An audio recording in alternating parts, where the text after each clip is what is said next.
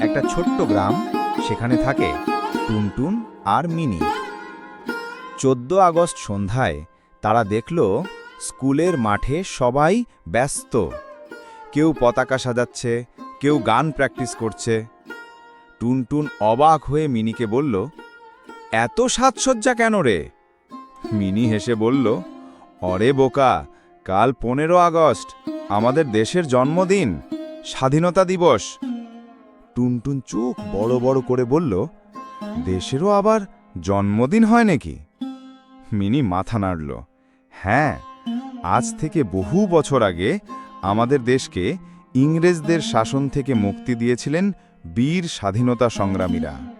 তাই আমরা এই দিনটা গর্বের সঙ্গে উদযাপন করি। পরের দিন সকালে মাঠে স্কুলের পতাকা উত্তোলন হলো। সবাই দাঁড়িয়ে জাতীয় সঙ্গীত গাইল।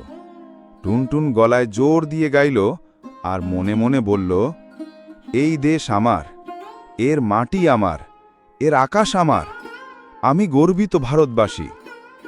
মিনি পাশে দাঁড়িয়ে ফিসফিস করে বলল, হ্যাপি বার্থডে ইন্ডিয়া। দুজনেই হেসে হাততালি দিল আর আকাশে উড়ল তেরঙ্গা পতাকা।